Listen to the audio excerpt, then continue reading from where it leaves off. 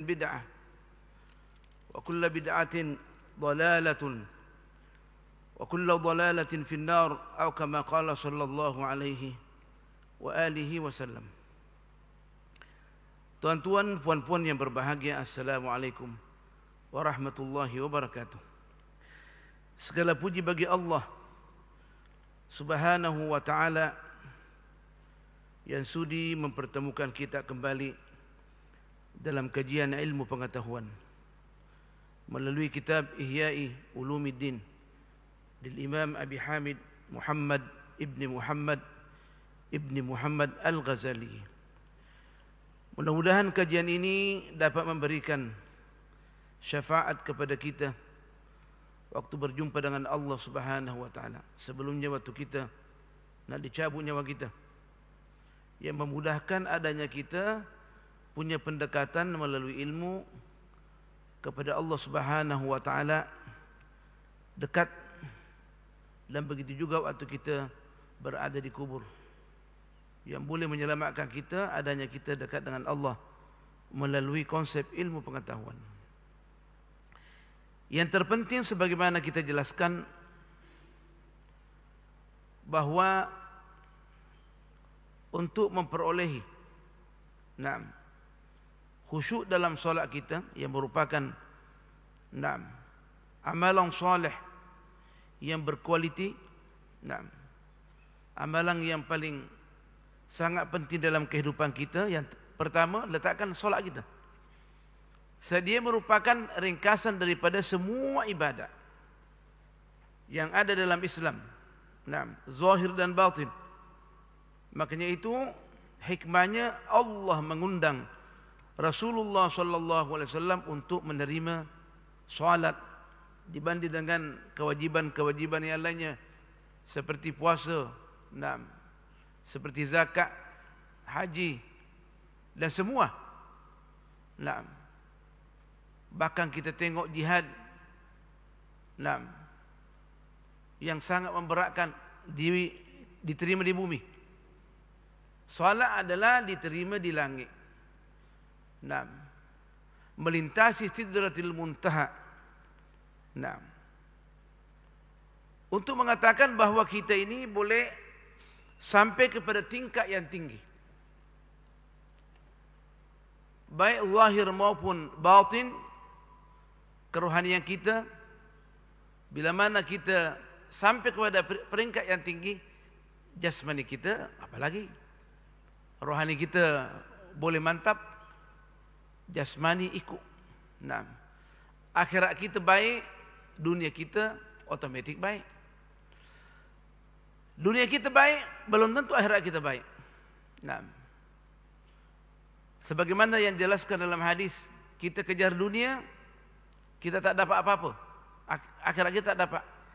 Kita kejar akhirat, dunia ikut, itu otomatik. Tidak ada orang yang sengsara yang mengabdikan dirinya kepada Allah Subhanahu wa ta'ala. Kita tak pernah mendengarkan orang yang bunuh diri dalam keadaan dia dekat kepada Allah. Tiap-tiap hari di barat, terutama di Amerika, seniman-seniman, bintang filem, bunuh diri, sebab tidak mendapatkan kepuasan rohani. Kita kira solat, hati kita akan tenang kepada Allah Subhanahu wa ta'ala. Sebab memang dijadikan solat ini sebagai sumber zikir. Sebagai sumber zikir. Wa aqimis salata li dzikri. Tegakkanlah solat itu untuk mengingat aku. Ala bi dzikrillahi tatma'innul qulub. Bukankah kerana zikir itu hati dapat tenang? Maksudnya iya ya Allah. Bila mana kita berzikir, maka otomatik hati kita tenang. Bila mana hati kita tenang, seluruh anggota tubuh badan kita akan tenang. Bila mana tenang, maka kita akan sampai kepada peringkat al-mahabbah. Telah dijelaskan pada pelajaran yang terlalu. bahwa tingkatan yang paling tinggi, maqam yang paling tinggi adalah maqamul mahabbah. Nah, kita telah menjelaskan pada awal al-maqamat beberapa tahun yang lalu sebelum Covid. Kita jelaskan maqamut taubah, maqam sampai ridwan. Yang paling tinggi maqamul mahabbah. Sebagian orang tidak dapat membayangkan adanya kita boleh sampai kepada maqamul mahabbah. Nah, boleh meloncat maqamul mahabbah dengan solat. Perbaiki solat kita, insya-Allah kita boleh upgrade kehidupan kita. Tingkatkan kehidupan kita yang lebih selesa. Tetapi diminta supaya semua zikir-zikir yang ada dalam solat, terutama adanya kita boleh meresapi makna daripada suratul Fatihah, terutama Bismillahirrahmanirrahim. Kita sudah jelaskan bahawa suratul Fatihah merupakan kesimpulan daripada semua Al-Quran. Nah, makanya itu dijadikan sebagai rukun asas di dalam solat kita. Bila mana kita tidak membaca Al-Fatihah, maka batallah solat kita. Dalam mazhab Syafi'i, mazhab yang paling kuat di dalam menganalisis dan menangani data riwayat ilmu pengetahuan. Nah, dan Al-Fatihah ini dalam mazhab kita, Bismillah sebagian daripada Al-Fatihah, dan Bismillah merupakan kesimpulan daripada suratul Fatihah. Apa sebab? Sebab di dalam Bismillahirrahmanirrahim, awal yang dijelaskan adalah masalah ketuhanan. Maksudnya kita tak boleh menyembah kecuali Allah sahaja. Kita tak boleh berkeyakinan bahawa tidak ada yang menciptakan alam semesta ini kecuali Allah sahaja. Nah, itu. Nah, kalau demikian berarti kita sujud kita, rukuk kita hanya kepada Allah. Kita punya persembahan kita, perhambaan kita al-ubudiyah. Masalah al-ubudiyah. Kita ada namanya al-ubudiyah dan ada namanya al-ibadah. Nah, ibadah sarana untuk sampai kepada maqamul ubudiyah. Salat merupakan ibadah. Nah, zakat merupakan ibadah, puasa merupakan ibadah. Nah, bersedekah merupakan ibadah. Tetapi perhambaan kita kepada Allah, nah, mestilah melalui ibadah. Nah, terutama hati kita ini, menundukkan hati kita kepada Allah dalam semua undang-undang Allah Subhanahu wa taala. Undang-undang Allah adalah peraturan yang Allah letakkan di dalam Al-Quran. Sama ada yang berkaitan dengan ibadah atau berkaitan dengan adat, sebagaimana Al-Imam Ghazali sebutkan dalam Ihya Ulumuddin. Tapi sebagian ulama menjelaskan itu adalah muamalat. Tapi saya melihat apa yang dikatakan oleh Imam Ghazali jauh lebih tepat. Nah, jauh lebih tepat. Al-adat. Sebab adanya kita berinteraksi dengan diri kita, kebiasaan kita termasuk adat. Adat lebih luas. Meskipun sebagian ulama hanya menyebutkan al-ibadah wal muamalah. Tak ada masalah. Tak ada masalah. Yang penting diminta supaya undang-undang Allah dari segi muamalat dan ibadat kita tundukkan diri kita, ambil daripada Al-Quran was sunnah. Nah, jadi undang-undang Allah sama ada ibadat atau muamalat atau adat. Nah, peruntukan untuk Allah Subhanahu wa taala, barulah kita punya ubudiyah boleh sah. Ubudiyah kita tak sah, berarti kita tak boleh sampai kepada menyembah Allah yang sebenarnya. Tidak boleh kita, tidak dapat kita iktiraf, mengakui tentang ketuhanan yang diminta oleh Allah Subhanahu wa taala pada awal ayat yang diturunkan. Di Mekah, kepada Rasulullah sallallahu alaihi wasallam melalui suratul Alaq. Sebagaimana pernyataan Al-Imam Syafi'i yang dijelaskan daripada yang diterima daripada Sayyidina Abdullah bin Abbas daripada Sayyidina Rasulullah sallallahu alaihi wasallam, waktu turun Iqra bismi rabbikal ladzi khalaq, maka turun bersama dengan surah ini Bismillahirrahmanirrahim. Buktinya dia disebutkan Bismillahirrahmanirrahim pada setiap surah. Kecuali surah Taubah. Itu menunjukkan Bismillahirrahmanirrahim merupakan awal ayat.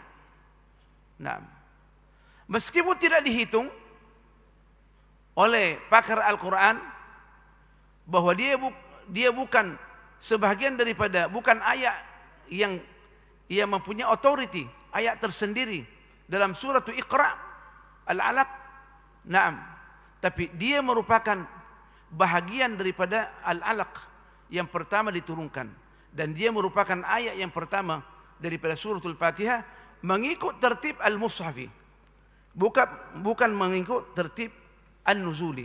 Kita punya tertib ada dua, at-tertibul mushafi, tertib mushaf yang kita baca sekarang ni, dimulai daripada suratul Fatihah, surat Al-Baqarah, surat Al-Imran, surat An-Nisa sampai surat An-Nisa. Itu tertib mushafi. Tapi kita ada at-tertibun nuzuli, yaitu dimulai dengan 5 ayat daripada surat Al-Alaq. Yang dimulai dengan Bismillahirrahmanirrahim. Yang diakhiri kata sebagian ulama, daripada sebagian daripada suratul Maidah, Al-yawma akmaltu lakum dinakum wa atmamtu alaikum ni'mati wa raditu lakumul Islam madina. Sebagian pakar Quran mengatakan merupakan ayat yang terakhir. Ayat yang pertama diturunkan daripada oleh Jibril di Gharu Hira, suratul Alaq dimulai dengan Bismillahirrahmanirrahim, menunjukkan pentingnya kita membaca surah ini. Dan ayat yang terakhir menunjukkan bahawa amalan di dalam Islam terlalu banyak lapangan dia. Ibadah, politik, sosial, tarbiyah, askar, semuanya. Dan semua ini adalah berkualiti. Berkualiti sebagaimana yang dijelaskan oleh ayat Al-yawma akmaltu lakum. Tetapi dia punya formula dia selama kita membaca Bismillahirrahmanirrahim dengan baik. Waktu kita bangun Bismillahirrahmanirrahim, bacalah sebelumnya, sebelum kita tidur, bacalah 21 kali supaya kita terjaga, supaya kita tidak meninggal dunia dalam keadaan kaget, tidak bersiap siaga, supaya kita kalau meninggal dunia dalam tidur kita boleh meninggal dunia dalam keadaan fitrah, maksudnya beriman kepada Allah Subhanahu wa taala. Waktu bangun juga, kita selesai mengucapkan alhamdulilladzi ahyani ba'dama amatani wa ilaihin nusyur. Segala puji bagi Allah yang dapat menghidupkan saya balik sesudah mematikan saya, dan kepadanya lah saya dibangkitkan, dikumpulkan. Ditekankan kita segala apa yang kita nak baca daripada benda-benda yang baik atau apa yang kita nak amalkan, ditekankan membaca Bismillahirrahmanirrahim. Meskipun di situ tidak ada Bismillahirrahmanirrahim. Karena Rasulullah mengajarkan kita, baginda mengatakan kullu amrin dzibalin, segala perkara yang penting di dalam kehidupan kita, la yubda'u bi bismillahirrahmanirrahim, tidak dimulai dengan bismillahirrahmanirrahim, fahuwa abtar, maka dia terputus daripada segala bentuk berkat. Maksudnya sia-sia amalan kita. Kita bangun untuk beribadah kepada Allah, terutamanya sebelum subuh. Amalan yang terbaik sesudah fardu kita solat tahajud. Bila mana kita bangun nak salat tahajud, karena Allah menunjukkan hati kita hidup, connecting dengan Allah. Berarti hati kita yang terukir la ilaha illallah, ukirannya jelas. Tidak terhapuskan melalui syahwat kita. Karena syahwat inilah yang dapat menghapuskan kesan yang ada pada kata Allah di dalam hati kita. Makanya itu perlu dibaharui. Perlu kita mengadakan tazkiyatun nafs. Senantiasa kita duduk bersama, duduk berzikir, baik persendirian maupun dengan berjamaah. Makanya itu di dalam Islam ditekankan institusi zikrullah, tahlil. Ada tahlil. Sedikit orang meninggal dunia, tahlil. Padahal tahlil itu bukan untuk meninggal dunia saja. Tapi tahlil ini dalam segala hal kita lakukan. Ada kenduri kita tahlil, maulid kita tahlil. Tapi di Asia gitu dia tahlil waktu orang mati. Seakan-akan ia memerlukan tahlil itu ada orang mati. Meskipun dia tak beramal soleh, yang perlu tahlil kita nih, yang masih hidup, supaya boleh memberikan kesan di dalam kehidupan kita menuju kepada Allah Subhanahu wa ta'ala, untuk melaksanakan undang-undang Allah Subhanahu wa ta'ala. Dan kita sudah jelaskan undang-undang Allah Subhanahu wa ta'ala yang paling top, bagaimana kita berzikir, bagaimana kita mentadabburi Al-Quran waktu kita sholat, yang paling tepat. Adapun undang-undang Allah melalui hukum hudud, itu yang paling belakang. Paling belakang. Undang-undang hudud paling belakang. Dan dia hanya untuk mentarbiyah masyarakat. Jangan sampai masyarakat menginjak-injak undang-undang Allah. Kata Sayyidina Abdullah bin Mas'ud,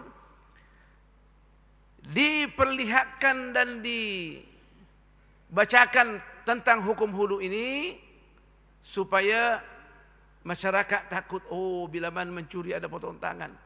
Tapi matlamatnya bukan untuk memotong tangan kita. Dia nak mendidik kita. Ibarat kata Sayyidina Abdullah bin Mas'ud, adanya kita dulu orang tua kita. Dia menggantung dia punya rotan di dinding supaya kita tahu, bila mana kita berbuat kesalahan, ayah akan merotang kita, maka kita tak berbuat kesalahan. Begitu juga hukum hudud. Jadi bukan satu matlamat, dia merupakan wasilah supaya masyarakat boleh taat kepada undang-undang Allah, bertolak daripada undang-undang ibadat sampai undang-undang muamalat. Makanya itu Rasulullah sallallahu alaihi wasallam bersabda, dia kata idra'u al-hududa bisyubhat. Elakkan pelaksanaan hudud selama ada syubhat. Kenapa mencuri? Aku lapar. Tak kena dia punya hudud. Kenapa mencuri? Saya tak mencuri, saya meminta hak saya. Gaji saya tak diberikan sepenuhnya oleh bos.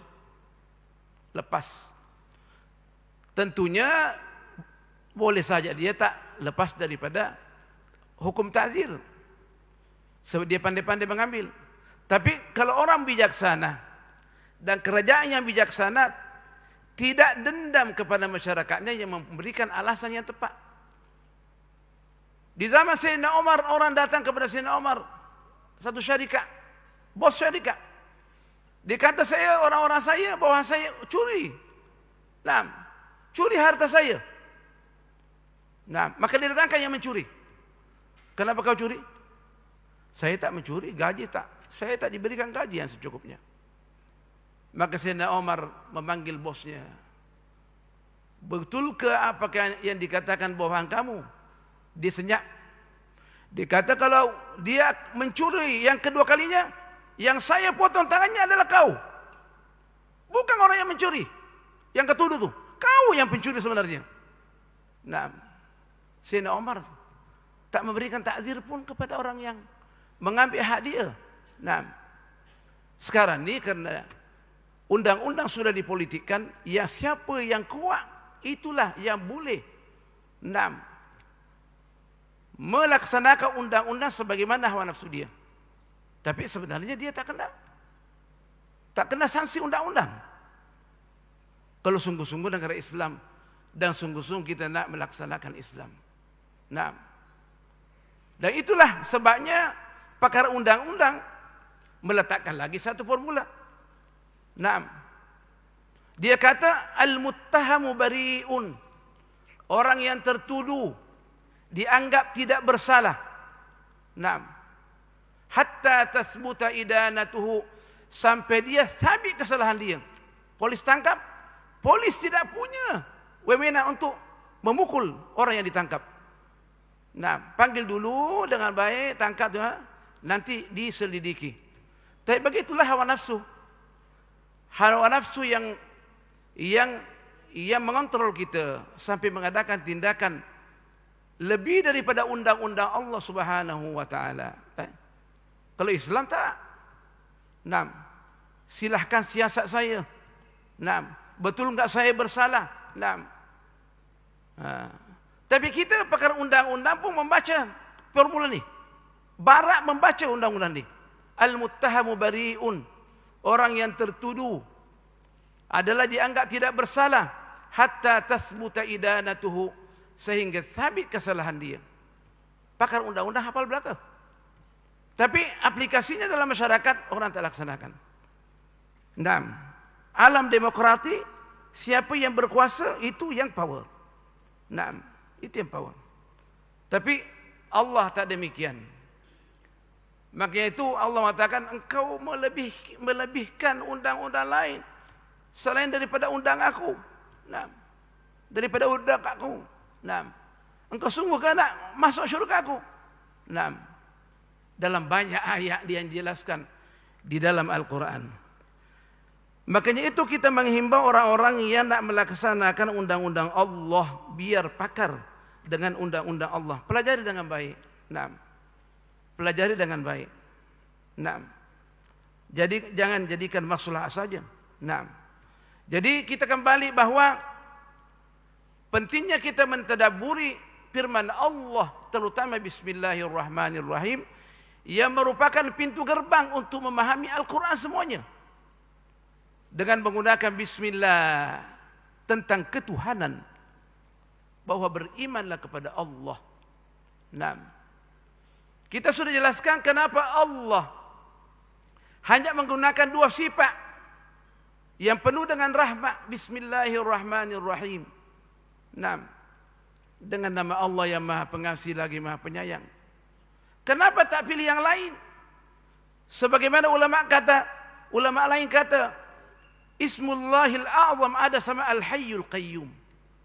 Barang siapa yang membaca Al-Hayyul Qayyum, maka semua hajat dia akan dikabulkan. Nah, kenapa tak bilang Bismillahil Hayyul Qayyum?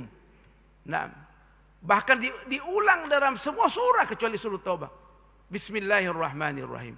Itu menunjukkan bahwa nama ini merupakan asal usul daripada nama Allah dan asal usul daripada sifat Allah Subhanahu wa taala dan asal usul daripada tindakan dan perbuatan Allah Subhanahu wa taala.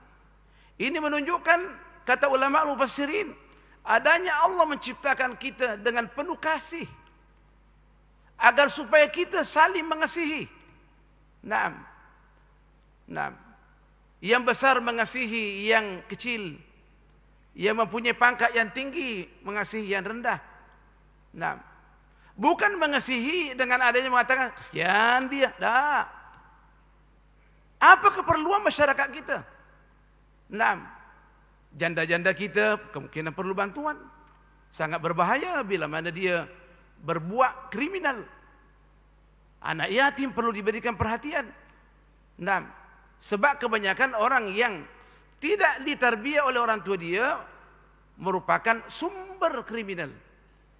Amerika membuat satu kajian, ditengok yang kebanyakan di Amerika yang menjadi kriminal ni, nah, perampok bank apa segala, orang yang tak terdidik melalui orang tua yang baik. Maka perlu diperhatikan. Sehingga Rasulullah kata, barang siapa yang menyapu kepala orang anak yatim, saya akan bersama dengan dia akan bersama dengan saya di syurga Firdaus begini. Nah, jari tengah dia dan tunjuk dia menunjukkan apa? Maksudnya dia punya kedudukan sangat tinggi. Apakah cukup sapu ke kepala dia? Sian dia perlu bantuan untuk dia punya sekolah, persekolahan dia, untuk hidup, biaya dia hidup. Kita sapu kepala dia. Tak diberikan bantuan. Maksudnya berikan bantuan secukupnya. Sehingga dia tak minta-minta. Karena ditakutkan dia akan berbuat kriminal dalam masyarakat. Nah, bukan saja kita sapu tangan dia. Nah, sapu tangan dia, kepala dia, sapu kepala dia. Bila mana kita tak mampu memberikan biaya. Tapi orang menyapu kepala anak yatim mengikut tingkatan masing-masing. Nah, kepala sekolah menyapu kepala anak yatim, ia memberikan perhatian kepada anak yatim itu yang secukupnya. Biar dia boleh terarah di dalam kehidupan masyarakat. Sebab dia tak ada dah yang membela dia dari pendidikan keluarga. Tak ada. Yang diharapkan adalah sekolah dia. Nah, tapi apakah sekolah guru-guru besar memperhatikan anak yatim? Dengan adanya tak mampu membayar biaya sekolah dan yang lainnya, tak boleh memenuhi, maka perhatian guru besar akan kurang daripada anak yatim. Makanya itu sebarang teks Al-Quran dan As-Sunnah perlu diperhatikan, ditadabbur. Bismillahirrahmanirrahim. Kenapa Allah mengatakan Bismillahirrahmanirrahim? Al-Imam Ghazali menjelaskan dalam Ihya Ulumuddin.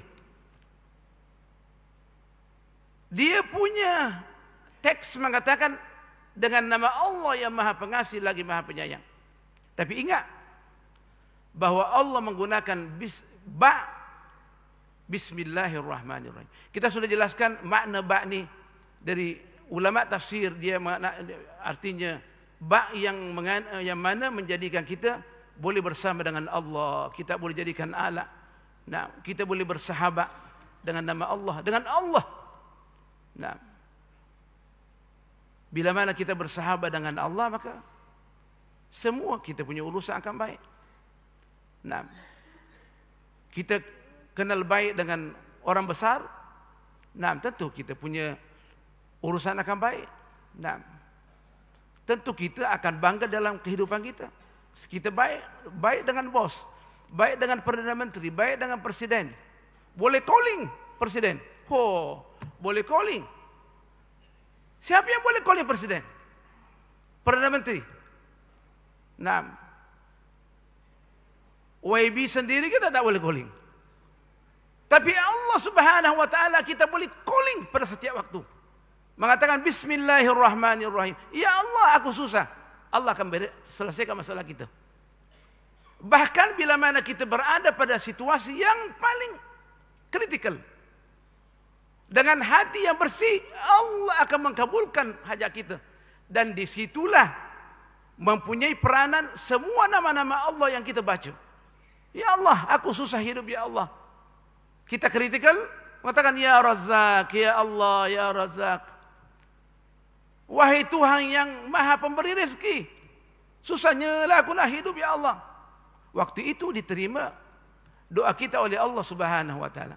Makanya itu saya tertarik kepada sebagian ahli tafsir mengatakan sebenarnya Ismullahil A'zam, nama Allah yang paling agung, bila mana disebutkan maka Allah akan mengabulkan hajat kita. Dia berada pada semua nama-nama yang 99 yang kita hafal. Huwallahu alladzi la ilaha illa huwar rahmanur rahim. Naam, ila akhirih. Kita dizalimi, kita merintih depan Allah. Kita mengatakan ya adlu, ya adilu. Naam, ya a'dalal adilin. Dengan merintih kepada Allah, pasti Allah akan tolong kita. Dan orang yang menzalimi kita, naam, supaya Allah memberikan balas dendam untuk kita, kita membaca ya muntaqim. Naam, ya muntaqim. Pasti akan Allah penuhi permohonan kita dan hajat kita. Naam, sebab Allah nak tengok kita merintih. Naam, tetapi dengan dasar kita mengetahui makna apa yang kita baca. Nah, dan di samping itu Al-Imam Ghazali jelaskan, dengan adanya kita membaca Bismillahirrahmanirrahim, yakin bahwa segala sesuatu di tangan Allah Subhanahu wa taala. Maka bila mana kita pergi ke masjid cepat-cepat, terutamanya solat Jumat ni, yang mana bila mana kita awal datang, kita akan mendapat pahala sampai dengan mendapat unta yang besar, yang sehat. Orang yang pertama. Yang kedua dapat macam kerbau, macam kambing sampai dengan ayam, terakhir sampai dengan telur. Bila mana tukang khutbah sudah naik, ditutup buku. Tidak ada sudah fadilatnya. Nah, semua itu dijelaskan. Untuk apa? Supaya kita tahu makna yang kita nak pohonkan kepada Allah. Nah, biar kita merintih depan Allah Subhanahu wa taala. Nah, apa yang kita baca daripada Bismillahirrahmanirrahim. Nah, baca banyak-banyak. Ulama kita mengatakan bacalah 313 dan berselawat kepada Rasulullah, maka akan teresap di dalam hati kita bahwa dialah segala-galanya. Bila mana terukir dalam hati kita Allah segala-galanya, dan adanya saya datang sembahyang Jumat ni kerana Allah yang memberikan kekuatan kepada saya, sebab la haula wala quwata illa billah, maka kita dituntut oleh Allah supaya kita mengatakan alhamdulillah, saya tak ada apa-apa ya Allah, semuanya dari Engkau ya Allah. Kalau bukan Engkau, mana aku datang sini? Kita jangan bangga, saya kerana saya datang sini, saya orang pondok, saya tok guru, saya tahu, saya kenal. Dan berapa banyak orang pondok yang lambat masuk masjid? Berapa banyak yang orang PhD dalam bidang agama lambat masuk masjid? Masuk masjid waktu khatib nak turun dah. Dan berapa banyak orang yang abid hanya membaca, mendengarkan daripada ustaz-ustaz yang lebih awal hadir di masjid ini. Nah, makanya itu keimanan itu adalah anugerah dari Allah. Nah, berapa banyak orang yang abid lebih awal masuk syurga daripada para alim ulama. Orang alim ulama masih sibuk lagi ditanya oleh Allah. Aku kasih ilmu ni, apa yang kau amalkan? Nah, pandai-pandai bercakap depan masyarakat. Hamba aku sakit, kau tak jengok. Engkau baca hadis ni berkali-kali. Kalau perlu menangiskan, meneteskan air mata, tapi kamu tak buat. Tetesan air mata itu hanya untuk menipu masyarakat, maka dianggap sebagai nifaq di dalam Islam. Biarlah tangisan kita ini sesuai dengan apa dalam hati kita dan kita amalkan. Itu yang diminta. Nah, berapa banyak orang yang menangis karena hanya action saja. Nah, kita nak minta insya-Allah biar kita menangis karena Allah.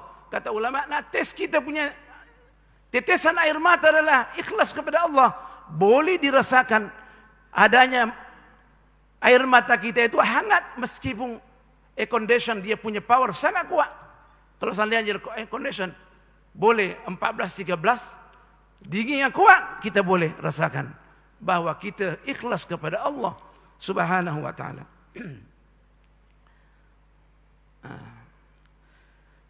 Sebahagian orang mengatakan apa saja kesusahan kita, kita baca Bismillahirrahmanirrahim. Di Asia ini dia sebutkan ada namanya Bismillah yang 5. Tapi saya cari-cari dia punya data, saya tak dapat. Tapi ada data dia mengikut apa yang diriwayatkan oleh Sayyidina Anas. Meskipun dia bukan hadis dinisbahkan kepada Rasulullah, tapi dia dinisbahkan kepada Al-Imam Anas, Sayyidina Anas ibn Malik. Nah, khadim Rasulullah. Dia tak menyebutkan 5, dia sebutkan 7. Apapun kesusahan kita, baca yang Bismillah yang 7 ni. Nah, pertama Bismillahirrahmanirrahim. Kemudian Bismillahi khairil asma'i. Yang kedua, yang pertama supaya kita dirahmati Allah. Yang kedua supaya kita punya posisi keadaan kita baik, dapat ditangani oleh Allah. Bismillahi rabbil ardi wa rabbis sama' yang ketiga. Nah, supaya Allah menjaga kita di langit dan di bumi. Di bumi okey, di langit mana? Waktu kita terbang. Sebab kullu ma 'alaka fahuwa sama'un.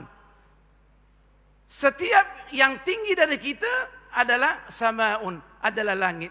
Nah, Bismi Syafi, dengan nama Allah. Bismillahi Syafi, dengan nama Allah lah. Dialah yang menyembuhkan. Sebutkan saja namanya, kita sembuh. Nah, Bismillahil Kafi, dengan nama Allah yang mana dapat mencukupkan meskipun apa adanya, cukup bagi kita. Rumah Rasulullah sallallahu alaihi wasallam kecilnya satu kamar saja. Daripada pohon kurma, daun kurma. Bukan macam kita punya rumah, hotel yang luar biasa. Tapi itulah rumah yang indah bagi Rasulullah sallallahu alaihi wasallam. Rumah yang penuh dengan ketenangan, kebahagiaan. Rumah Rasulullah sallallahu alaihi wasallam. Yang keenam, Bismillahil Mu'afi, dengan nama Allah. Bila mana kita sebutkan, Allah akan memberikan afiat kepada kita. Nah, tadi disebutkan Asy-Syafi, apa bedanya? Sebagian penterjemah dia menterjemahkan Al-Mu'afi, yang menyembuhkan. Al-Mu'afi lebih daripada menyembuhkan. Keadaan ekonomi kita baik, Al-Mu'afi. Kita sehat, kita mu'afa. Wallahul mu'afi. Pendidikan anak kita baik, berjalan dengan baik. Mu'afuna. Allah mu'afi. Jadi kesejahteraan zahir dan batin adalah al-afiyah. Nah, asy-syifa untuk berkaitan dengan penyakit kita. Bismillahilladzi la yadurru ma'asmihi syai'un fil ardi wala fis sama'i wa huwas samiul alim. Yang terakhir, wa samiul alim. Baca ini 3 kali insyaallah waktu pagi sampai waktu petang, tidak ada musibah yang akan menimpa kita. Nah, orang kata saya baca waktu naik kereta, saya aksiden. Kalau baca insyaallah tak kena aksiden. Nah, atau waktu membaca kita tidak yakin apa yang kita baca, kita disuruh yakin apa yang kita baca. Tahu maknanya apa artinya Bismillahilladzi la yadurru ma'asmihi syai'un fil ardi wala fis sama'i wa huwas samiul alim. Dan kita akan lanjutkan matlamat daripada nama yang 7 ini di dalam kehidupan kita pada Jumat akan datang. Subhanakallah bihamdik, nasyhadu an la ilaha illa ant, nastaghfiruka wa natubu ilaik. Bismillahirrahmanirrahim. Wal 'ashr. Innal insana lafi khusr. Illa alladziina aamanu wa 'amilus shalihat wa tawashaw bil haqqi wa tawashaw bis sabr. Wassalamu alaikum warahmatullahi wabarakatuh.